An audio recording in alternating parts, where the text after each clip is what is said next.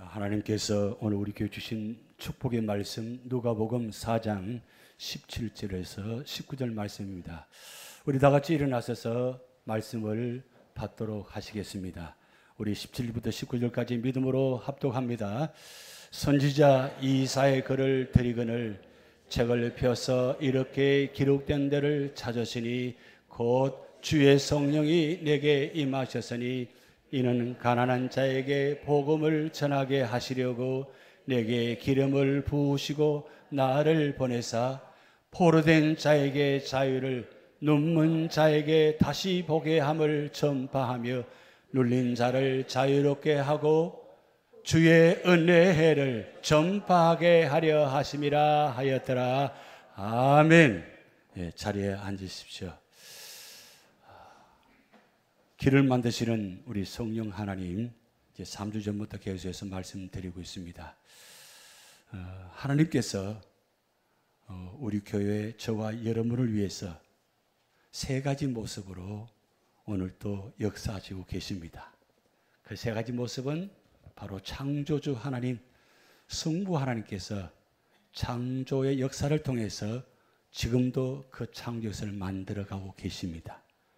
그리고 그 가운데 가장 귀한 존재, 바로 저와 여러분의 사람을 하나님께서 구원의 길로 인도하시기 위해서 하나님께서 성자 하나님, 성자 예수님을 이 땅에 보내주셔서 저와 여러분을 영원한 구원의 길로 인도하시고 계십니다.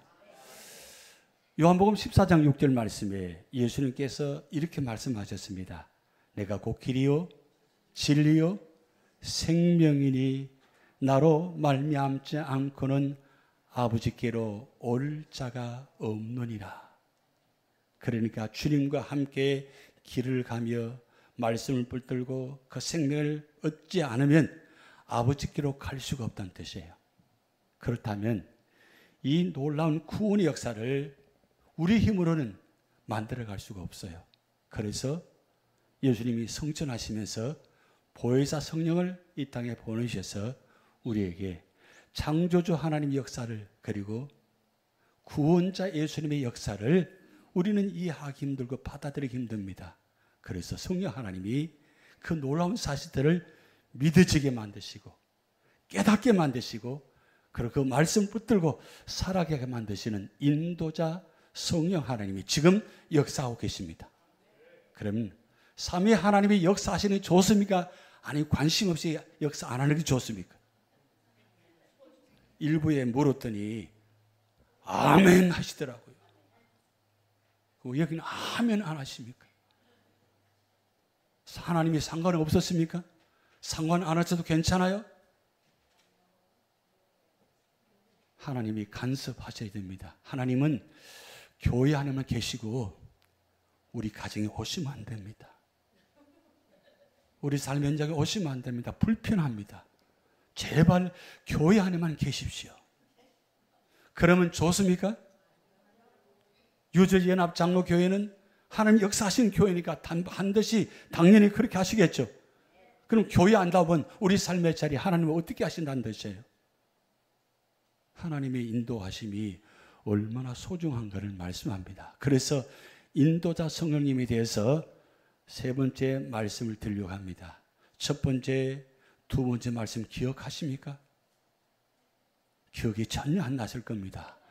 그럼에도 오늘 세 번째, 성령 하나님께서 네 가지 사역의 모습을 지금 하시고 계십니다. 자, 성령 하나님이 왜 역사하셔야 되는지, 왜 이렇게 하셔야 되는지 지금 이 네 가지 제목을 보면서 성령 하나님이 이렇게 하셔야 되는구나, 이렇게 하셔야 되면 됩니다 라고 우리가 고백하게 될 겁니다. 첫 번째, 죄에서 자유를 얻게 하십니다. 오늘 찬송 불러서 죄에서 자유를 얻게 하면 처음 듣던 찬양입니까? 우리 죄에서 자유함을 얻지 못하면 죄 가운데 살아갑니다. 여러분, 지난 한 주간 동안 죄를 짓지 않고 살아셨습니까? 깨끗하게 청결하게 거룩한 신부처럼 살았었어요? 아무도 자신 있게 대답을 못 하실 겁니다. 세상은 죄를 지을 수밖에 없는 세상입니다. 죄를 짓지 않으려면 어디 가야 돼요? 교회 오셔야죠. 교회 오시면 죄를 짓지 않습니다. 그럼 과연 그럴까요? 교회 와서 죄를 짓지 않으면 얼마나 좋을까요? 예배 드리면서도 죄를 짓는데 여러분 대단하지 않아요? 그런데 천국 가야만 그는 죄가 없는 곳입니다. 그런데 천국까지 갈 때까지 이 세상 속에 우리 죄의 굴레를, 죄의 올무를 내 힘으로는 벗어낼 수가 없어요. 그래서 여러분 죄 가운데 살아가는 것이 얼마나 무서운가를 우리가 체험하고 있잖아요. 앞을 봐도 옆을 봐도 다 뭐요? 다 죄 가운데 살아갑니다. 죄가 얼마나 무서운지 아시잖아요. 굳이 이야기하지 않아도 죄가 얼마나 무서운가를. 그래서 로마서 1장에 보면 로마서 사도 바울이 하나님께서 버려두시면 24절, 26절, 28절에 버려두면 죄 목록들이 다 기록되어 있어요. 그 죄 목록 그대로 우리가 살아가요. 그대로 나타나고 있어요. 그런데 성령께서 우리 마음속에 오셔서 나를 다스려 주시면 그 죄를 다 눌러주시고 덮어주셔서 죄가 드러나지 않게 하고 그뿐만 아니라 자유롭게 살아가는 거예요. 이제 자유다. 여러분 자유가 얼마나 소중한 걸 아시잖아요. 물질적인 관계 속에서 아픔 관계 속에서 여러분 자유함을 누린다는 건 쉽지 않습니다. 그러나 성령 역사하시면 이 자유를 느끼게 만드시는 거예요. 그래서 죄 가운데 해방됐다는 것, 죄에서 해방됐다는 게 얼마나 구원의 축복인지 아십니까? 과거에는 예수 믿기 전에는 죄를 지으면서 살았어요. 그런데 예수 믿고 난 후에, 구원받고 난 후에 내가 죄를 짓는다는 것은 내가 아픔이에요. 고통이에요. 그래서 죄를 짓지 않으려고 몸부림치며 노력하는 거예요. 그런데 내 힘으로 됩니까? 성령께서 역사하셔야 돼요. 그런데 내 힘으로 살아갈 수가 없으니까 하나님은 우리에게 66권 1189장을 기록하셔서 우리에게 진리의 말씀을 주셨어요. 그래서 이 말씀대로 살아가면, 말씀대로 따라가면 말씀이 우리 삶을 이기게 만드시고 그 말씀이 능력이 나타나서 말씀을 통해 해석하게 만드시고 말씀을 통해서 죄를 무찌르게 만드시고 물리치고, 그래서 어떤 사토가 마귀도 이기게 될 수 있습니다. 마귀를 대적하라, 그러면 너희를 피하리라 그랬어요. 이건 말씀이 힘이 아니면 우리는 마귀를 대적할 수가 없어요. 그래서 이 말씀이 우리 삶을 변화시킬 뿐만 아니라 말씀이 예수를 믿게 만듭니다. 말씀이 능력이에요. 여러분 말씀 때문에 우리 예수 믿고 구원받았습니다. 그런데 거기서 끝나지 않고 예수를 믿고 따라가는 거예요. 우리의 소원은 예수님처럼 살아가는 게 소원입니다. 그리고 예수님 말씀대로 살아가는 것이 소원입니다. 그래야만 우리 삶의 자리에 구원이 이루어지는 겁니다. 그 구원이 우리 모든 삶의 자리에 승리하게 만드십니다. 오늘 우리에게 주신 말씀, 이 말씀은 예수님이 첫 번째 성경 본문을 가지고 설교 말씀 선포 내용입니다.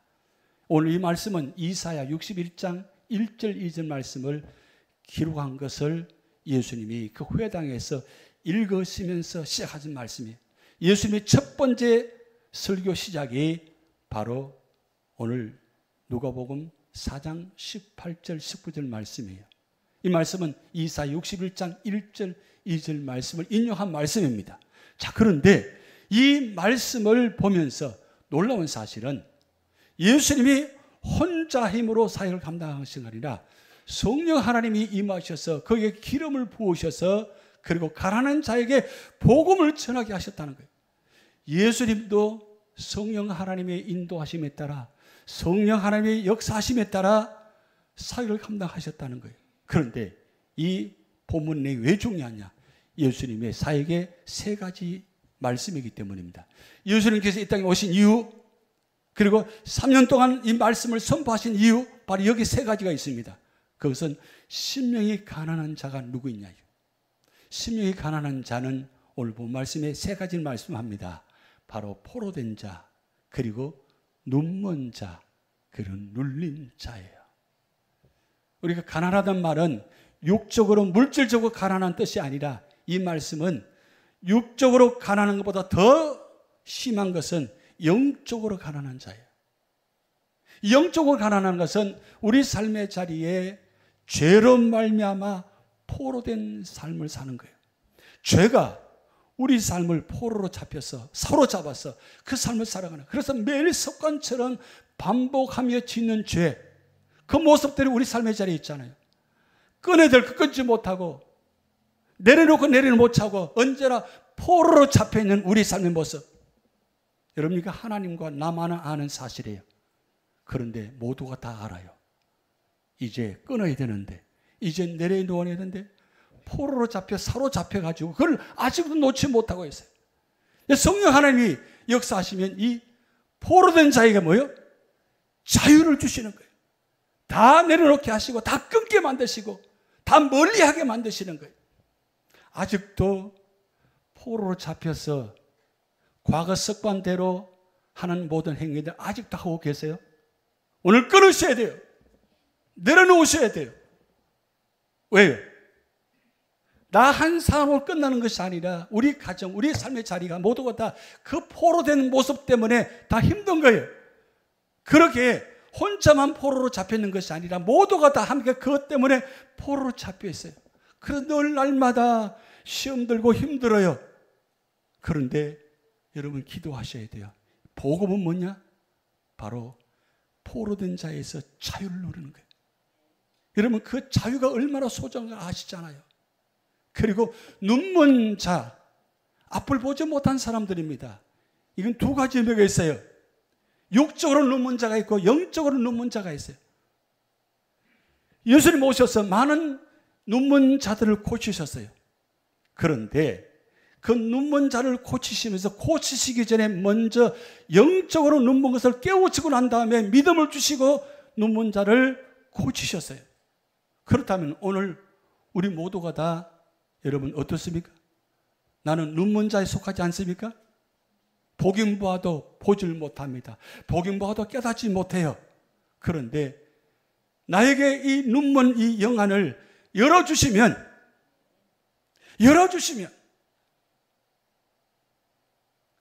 꿈과 환상을 가지고 비전을 가지고 보게 하시는 거예요.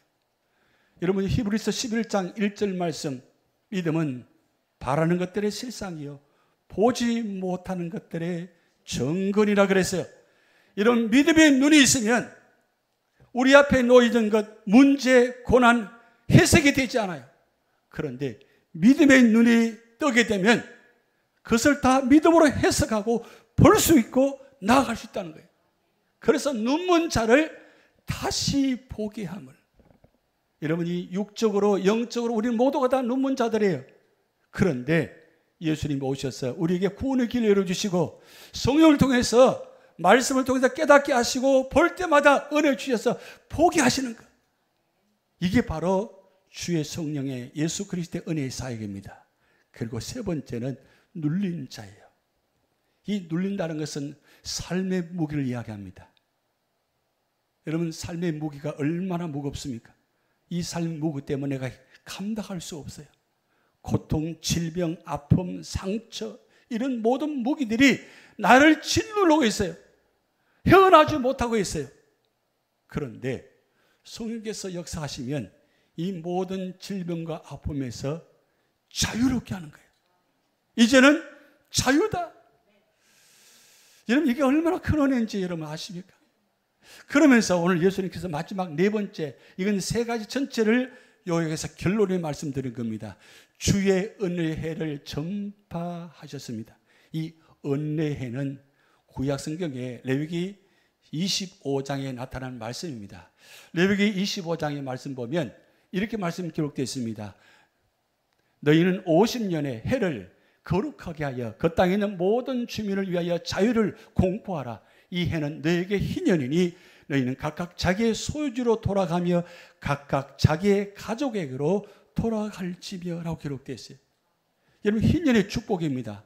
이걸 쉽게 말씀드리면 삶을 살다가 너무 힘들어서 자기 모든 가진 것 다 빼앗기게 되고 팔게 됩니다. 그리고 도저히 살아갈 수 없어 종으로 들어갑니다. 그런데 50년째가 되면 종으로 살다가 이제는 종이 아닌 평민으로 원래 모습으로 되돌아가고, 그리고 모든 것 빼앗겼던 팔았던 그 모든 것들이 다시 회복이 돼요. 여러분 생각해 보세요. 50년째가 되면 모든 것이 정상으로 원래 모든 것이 나에게로 다 돌아온다. 얼마나 기다리겠어요? 여러분 감동이 없었어요? 나의 삶의 자리에 모든 문제가 해결되는 그 희년. 우리가 작년에 우리 교회에 50주년 희년의 예배를 드렸습니다. 그리고 가서 수양관에 가서 또 수양회를 진행했습니다. 얼마나 축복된 해인지 몰라요. 그런데 그 축복된 해에 축복의 은혜를 우리 교회에 주셨는데, 우리 삶의 자리에 주셨는데, 그 축복의 은혜를 우리가 모두가 다 누렸잖아요. 여러분 우리 삶의 자리에 이 주님께서 이 말씀을 왜 하셨을까요? 그것은 이스라엘 백성들은 50년간을 기다려야 돼요. 그런데 50년 동안 살 수 있을까요? 50년 동안 살 수 있으면 얼마나 좋을까요? 10년 후에 살지 20년 죽을지 아무도 모릅니다. 그렇지만 이스라엘 백성들은 이 50년째 희년을 얼마나 기다리고 소망하는지 몰라요. 지금도 그들은 이 말씀을 믿고 그리고 이 말씀대로 살아갑니다. 결국은 오늘 우리 삶의 자리에 이 말씀을 하신 것은 진짜 중요한 희년은 누구냐? 바로 예수님이 이 땅에 오셔서 그 예수님이 우리에게 희년의 대상이 된다는 거예요. 우리는 50년 기다릴 필요가 없어요. 우리 삶의 자리에 포로된 모습, 그리고 눈먼 모습, 눌린 이 모든 모습이 예수 그리스도를 믿고 영접하고 구원받으면 이제 자유다. 그 자유의 은혜를 주셨습니다. 그래서 주님께서 말씀합니다. 진리를 알지니 진리가 너희를 자유롭게 하리라. 결국 말씀 되신 주님께서 우리와 함께 하시면 말씀을 통해서 우리 모든 포로된 모습, 눈먼 모습, 눌린 자의 모든 모습을 자유롭게 하셔서 하나님의 사람을 하는 백성으로 살아가게 만드신다는 거예요. 그래서 마태복음 11장 28절에 우리 다 같이 합동합니다. 수고하고 무거운 짐진 자들아 다 내게로 오라. 내가 너희를 쉬게 하리라. 이러면 이 자리가, 이 예배 자리가 희년의 자리입니다. 바로 하나님 만남을 통해서 예수를 통해서 은혜 받는 자유의 자리예요. 이 자유의 자리에서 아직도 우리의 죄에 굴레 묶여 있다면 오늘 이 시간에 예수 그리스도를 믿고 영접하고 그리고 구원받아서 예수 그리스도 안에서 자유를 누리시기 바랍니다. 세상은 어딜 가도 편히 쉴 곳이 없습니다. 그런데 내가 너희를 쉬게 하리라. 진정한 쉼은 물질에 있는 것이 아니라 삶에 있는 것이 아니라 예수 그리스도 안에 있을 때 진정한 쉼이 있는 겁니다. 이 쉼이 우리에게는 축복의 시작이고 구원의 시작입니다. 제가 말씀을 준비하면서 한 분을 묶인 자, 그 다음 포로된 자, 눌린 자, 62년간의 삶을 모습을 본 한 분을 보게 되었습니다. 그것은 바로 지난 26일 날 한국에서 여러분 잘 아시는 송명희 시인이 사역 40주년 기념으로 시집을 만들어서 발표했습니다. 1985년에 첫 시집과 찬양곡을 만들고 시작해서 2025년 6월달까지 약 30권 이상을 여러분 시를 만들고 책을 만들었어요. 태어날 때 의사의 부주의로 손해를 건드려서 울지도 못하고 몸을 가누지도 못하고 머리를 만지면 눌러지는 정말 기형적인 그런 모습으로 세상에 태어났습니다. 여러분 생각해 보세요. 우리 가정에 그런 사람이 있다고 생각해 보세요. 얼마나 힘들었을까요? 그의 아버지는 그 딸을 바라보면서 도저히 화가 나서 견딜 수 없어서 술을 먹으면서 온갖 횡패를 다 합니다. 사랑하는 딸이지만 태어난 모습을 받아들일 수가 없는 거예요. 그 어머니 권사님 정말 너무 힘들고 너무 가난해서 우유를 먹일 힘도 없는 그런 기가 막힌 가정의 이 내성마비 아이로 태어나서 얼마나 힘들었을까요? 16살 때 너무 힘들어서 이 송명희 시인이 하나님께 울부짖습니다. 하나님, 저를 살려주세요. 하나님, 저를 살려주세요. 저는 도저히 살 희망이 없습니다. 살 소망이 없습니다. 죽고 싶습니다. 그렇게 간절히 부르시는데 3일 후에 하나님께서 그에게 환상을 보여줍니다. 하늘에서 큰 두루마리가 내려와서 글자를 보여주는데 이 글자를 처음에는 해석할 수가 없었습니다. 그런데 자세히 주목해서 보니까 이런 내용이에요. 하나님을 믿어라. 내가 하나님을 믿지 아니하면 죽으리라. 지금 하나님께 원망하며 하나님 저 살려주세요. 그렇게 간절히 부르짖고 있는데 내가 하나님 믿지 않으면 죽으리라. 그 글을 보는 순간 이게 송명희 시인의 마음이 무너진 거예요. 그러면서 19살 나이 때에 나라라는 시를 기록하기 시작합니다. 그 나라는 시를 기록하면서 나 가진 재물 없으나 나 남이 가진 지식 없으나 1985년도에 이 시를 발표합니다. 이 시를 발표하면서 그때 19살 나이 정말 힘든 나이에 이 지은 시를 22살 때에 이 시를 발표해서 모든 사람들에게 감동을 줍니다. 그런데 40년간 이 나라는 찬양이 얼마나 많은 사람들에게 감동을 주는지. 그런데 여러분, 놀라운 사실은 40년의 모습이 지금도 그대로 똑같은 모습이에요. 똑같은 모습으로 그는 지금도 살아가고 있어요. 63년생이니까 62살이에요. 62년 동안 그의 모습은 하나도 변한 게 없어요. 겉의 모습은, 육적인 모습은 하나도 변한 게 없어요. 그런데 그가 19살 때 만난 그 하나님, 그 하나님의 은혜를 고백하면서 자기가 시를 기록한 것이 아니라 하나님이 불러주셔서 기록한 시, 이 나 한번 같이 찬양 드려봅니다.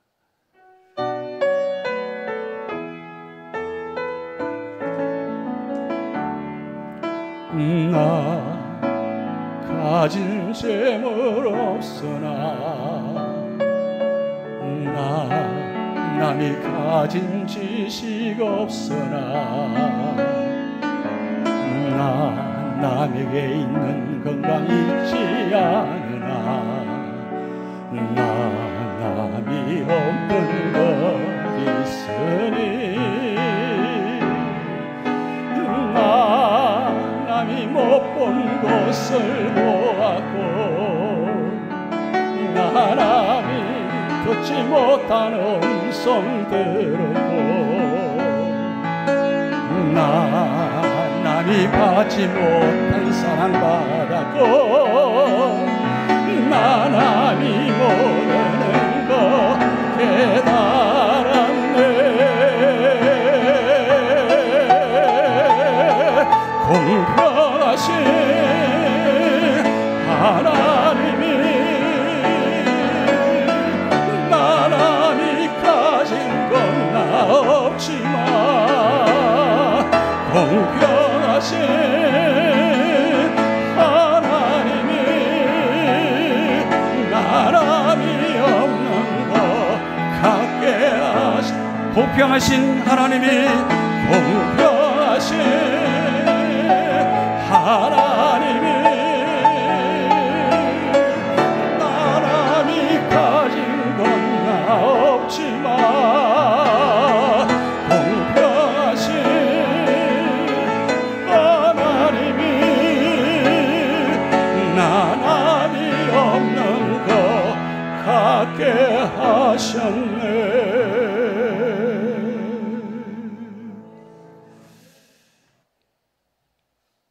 여러분, 하나님이 공평하세요? 우리가 믿는 하나님은 공평하신 하나님 맞습니까? 그런데 송명희 시인에게는 공평하신 하나님이 아니에요. 그렇게 울부짖고 부르짖어도 하나님은 그의 몸을 고쳐주지 않으셨어요. 그런데도 내가 만난 하나님은 공평하신 하나님. 왜 공평하신 하나님을 고백합니까? 남이 갖지 못한 건 내가 받았다는 거예요. 여러분 신앙생활에 남이 갖지 못한 하나님 은혜가 있습니까? 하나님 축복이 있음을 믿습니까? 분명히 있습니다. 분명히 받으셨어요. 그런데 우리는 비교합니다. 왜요? 내 모습을 보니까 나는 여전히 부족하고, 왜 하나님 나를 이렇게 지으셨어요? 왜 하나님 나를 이렇게 만드셨어요? 이렇게 만드실 거 왜 태어나게 하셨어요? 예수 믿기 전에 시인의 모습이었습니다. 그런데 예수님 만나고 난 후에 그의 모습을 보면서 공평하신 하나님, 다른 사람 체험하지 못한 그 하나님을 그가 만났다고 고백하는 거예요. 그래서 성역 40년 만에 그가 그 나라라는 책을 펴서, 시집이 그 나라예요. 그 나라라는 그 내용 속에 다 소개해 드리면 참 좋겠지만 몇 가지만 소개하려고 합니다. 그 죽음으로 그 나라 살아서 내가 그 나라 안에 들어가 살아났다. 그는 그 나라로 오셨고 나는 그 나라 되었다.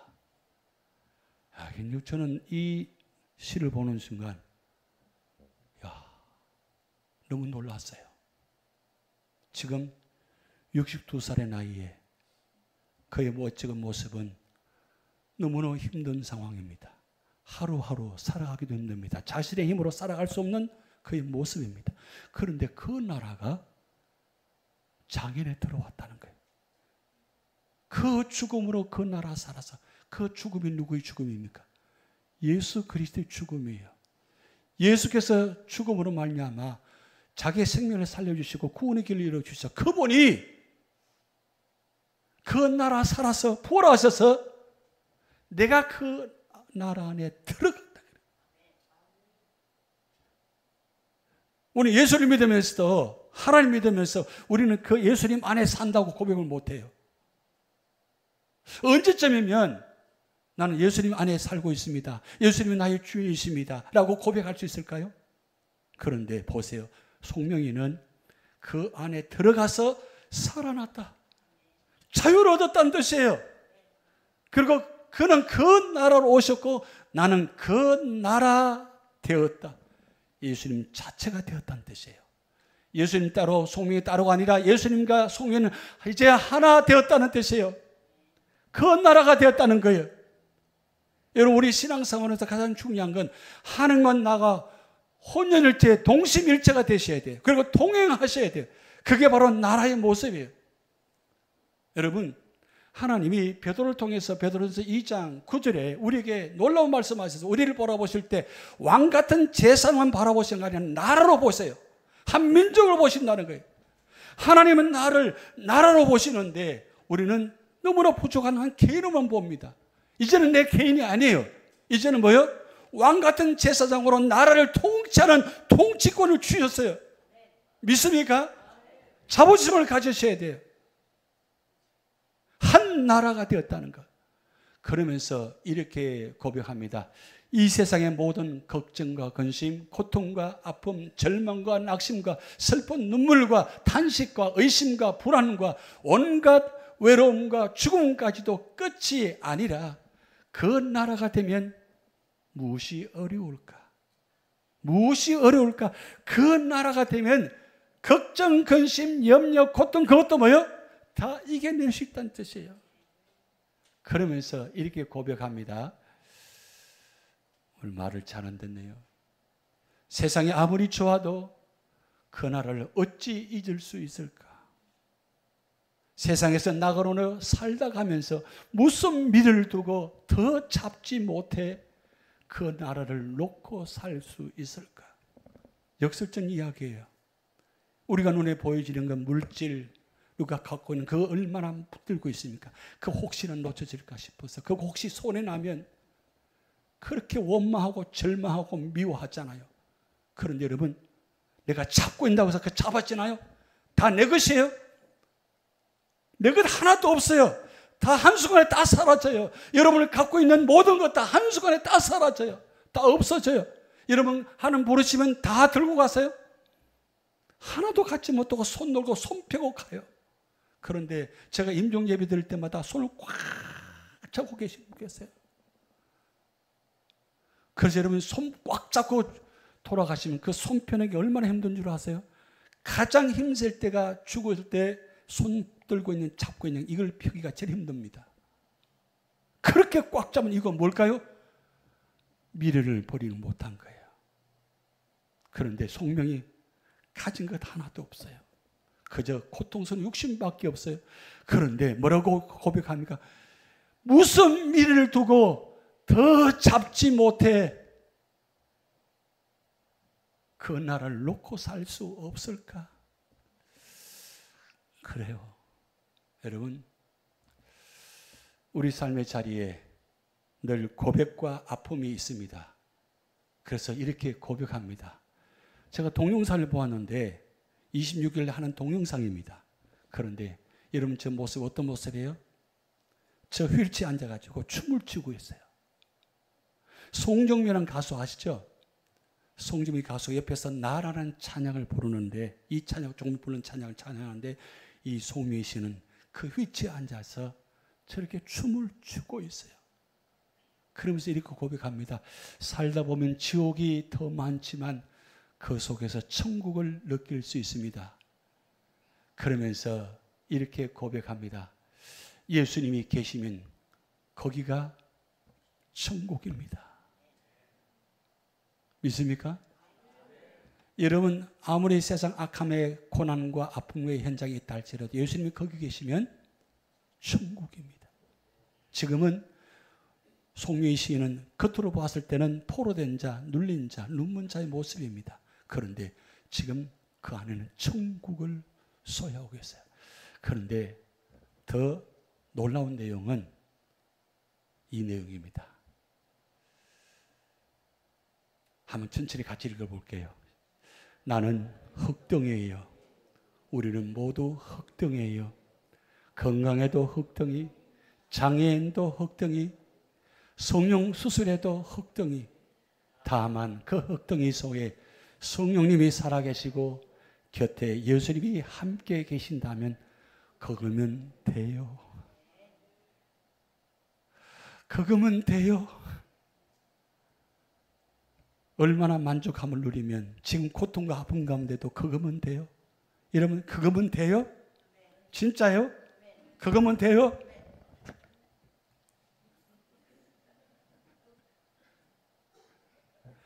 예수님 한 분만으로 만족하는 이분 모습 여러분 행복하지 않아요? 자유하지 않아요? 그런데 여러분 놀라운 고백은 그가 22살 때 CBS 방송국에서 이 송명희 씨를 미국 보내서 고치려고 합니다. 고쳐주려고 합니다. 그래서 CBS 사장님이 와서 그를 이렇게 묻습니다.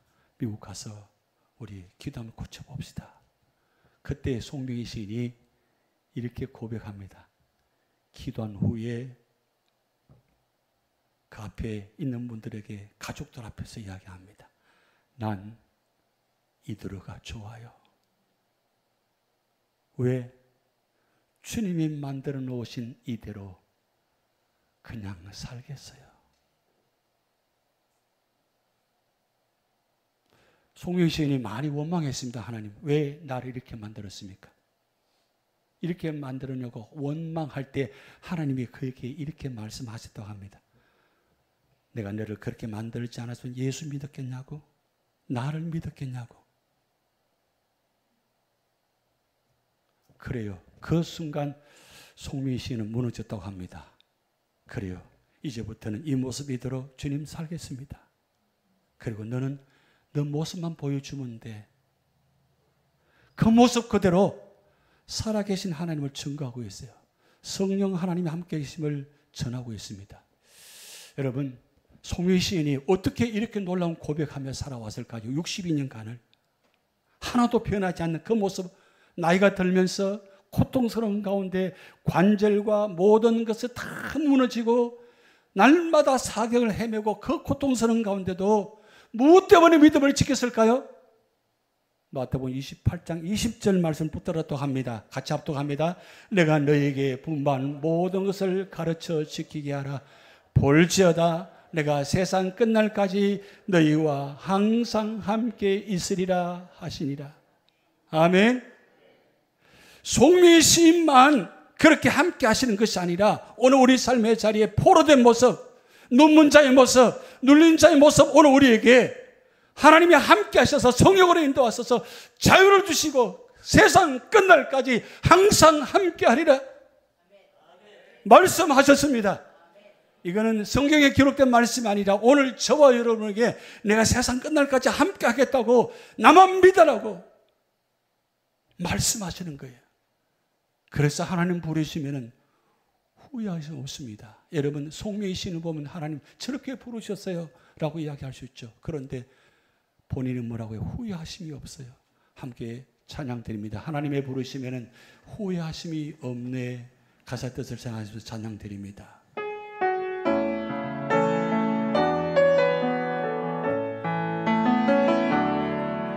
하나님의 부르심에 후회하심이 없네. 내가 이 자리에 선 것도 주의 부르심이라. 하나님의 부르심엔 결코 실수가 없네. 나를 부르신 하나님의 신실하심을 믿네. 날 부르신 내 생각보다 크고 날 향한 계획 나의 지혜로 정량 못하나 가장 좋은 길로 가장 완전한 길로 오늘도 날 이끄심 믿네. 아멘. 작은 나를 부르신 작은 나를 부르신 뜻을 나는 알 수 없지만 오직 감사와 순종으로 주의 길을 가리라. 때론 내가 연약해져도 주님 날 도우시니 주의 놀라운 그 계획을 나는 믿으며 살리. 날 부르신 것 내 생각보다 크고 날 향한 계획 나의 지혜로 정량 못하나 가장 좋은 길로 가장 완전한 길로 오늘도 날 이끄시니 날 부르신 것 날 부르신 것 내 생각보다 크고 믿으리까. 날 향한 계획 나의 지혜로 정량 못하나 가장 좋은 길로 가장 완전한 길로 오늘도 날 이끄시니 가장 좋은 길로 가장 완전한 가장 완전한 길로 오늘도 날 이끄시네.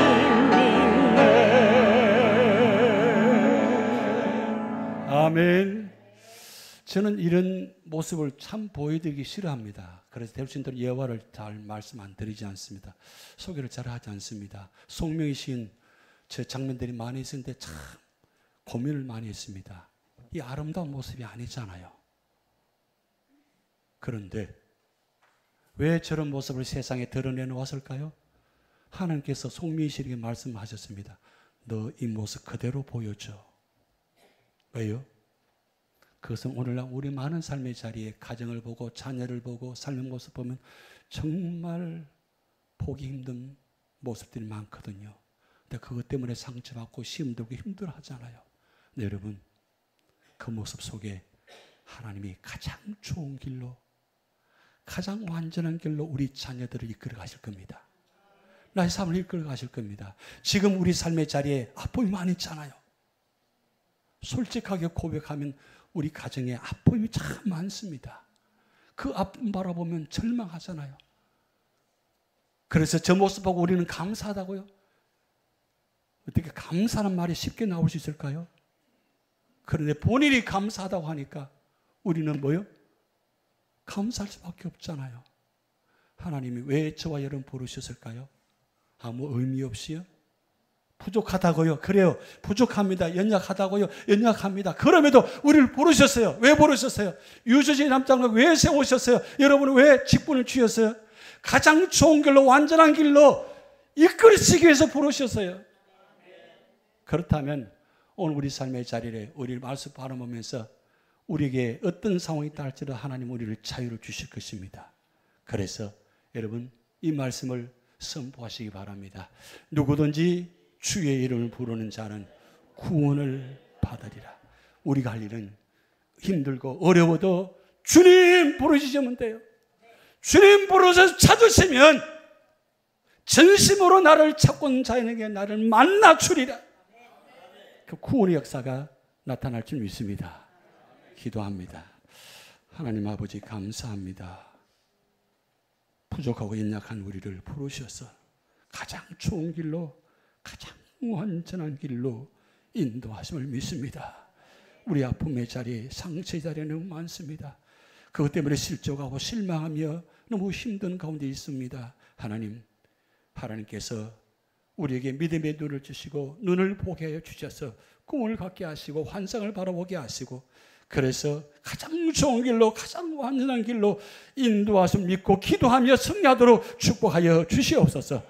감사드리며 예수 그리스도 이름으로 축복하며 기도하옵나이다. 아멘.